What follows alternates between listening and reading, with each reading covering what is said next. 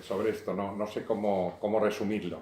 Hubo, desde luego, en la casa de Híjar, a diferencia de otras, hubo la posibilidad de que las mujeres pudieran heredar digamos, el mayorazgo, los títulos importantes de la familia, cosa que fue bastante excepcional. La primera vez que se produjo fue una especie de verdadero revuelo en la nobleza de la época. Y esto ocurrió en 1620 hasta 1640. La propia casa de Híjar pidió auxilio a grandes especialistas, grandes abogados de Salamanca, de la Universidad de Salamanca e incluso de la Universidad de París, para poder justificar, puesto que había otra rama, digamos, secundaria de la familia, que eran varones y que por lo tanto consideraban que ellos tenían mejor derecho. Hubo un pleito larguísimo y finalmente los títulos, digamos, importantes, el ducado de Híjar y otros, pues fueron a parar a una mujer. Y se inauguró, digamos, un sistema que era atípico en lo que era la constitución, digamos, de la regularidad sucesoria. Esta señora se llamaba María Estefanía, le sucedió su hermana, que fue igualmente duquesa de Híjar. Y ha habido otras más. Hubo luego, ya en el siglo XIX, la 11ª duquesa de Híjar, que murió muy joven, murió a los 23 años, y fue duquesa de Híjar durante, no llegó a un año escaso. Y la penúltima fue la conocida por todo el mundo, la 17ª duquesa de Híjar, fue María del Rosario Cayetana Fitz-James Stuart, que era también duquesa de Alba.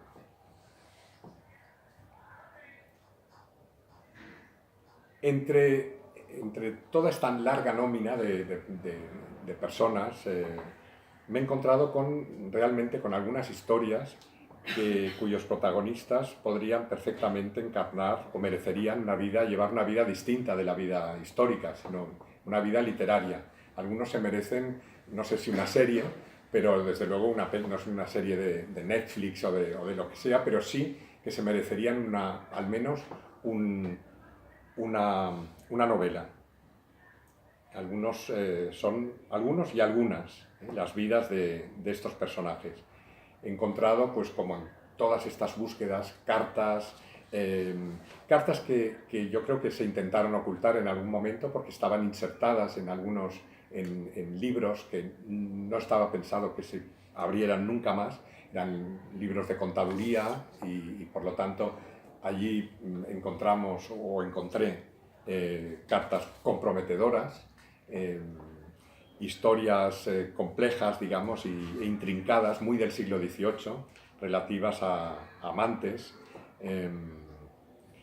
Y por otro lado había una vida pública brillante, sostenida no solamente por ese inmenso patrimonio que llegaron a acumular los duques de Híjar, sino con una inteligencia que se transmitió durante varias generaciones, que les permitió, cosa también extraordinaria para lo que era la nobleza ya hablamos del siglo XVIII, mantener ese patrimonio, gestionarlo casi directamente con buenos administradores, cosa también rara y extraordinaria, y poder mantener este nivel que se manifestaba no solamente en obras de tipo muy externo, como por ejemplo unos arcos magníficos o una orquesta que tocó durante varias noches seguidas para celebrar el nacimiento de algunos hijos de Carlos IV, sino también para hacer una obra social de la que ellos no querían que se supiera o que emergiera públicamente. Pero hay muchos datos que he encontrado que revelan pues, una altura de miras pues, que también es sorprendente dentro de este mundo.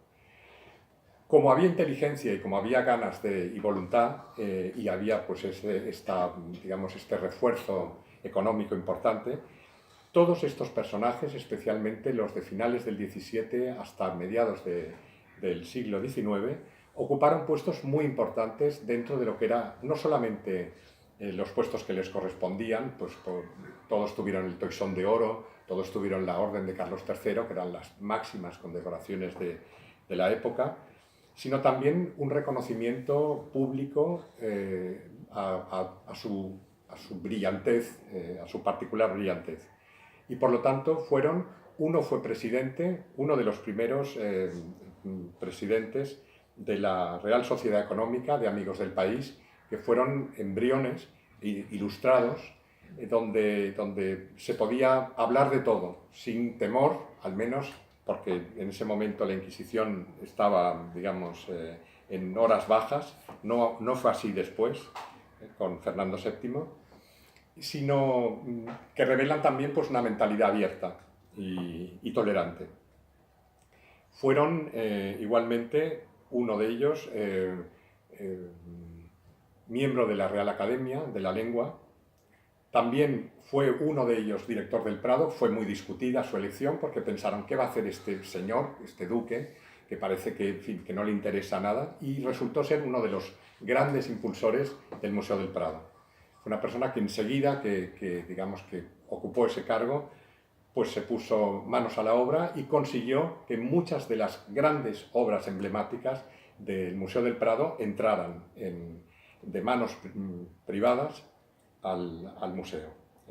O sea, esto es revelador. Interés tenían pues, por la química, por la física. Montaron un laboratorio dando la oportunidad a muchas personas que no tenían medios, especialmente, como decían ellos, sus vasallos, las personas digamos, que habitaban en esos grandes territorios que tenían, para poder pues, desarrollar una carrera en la vida, digamos, pública.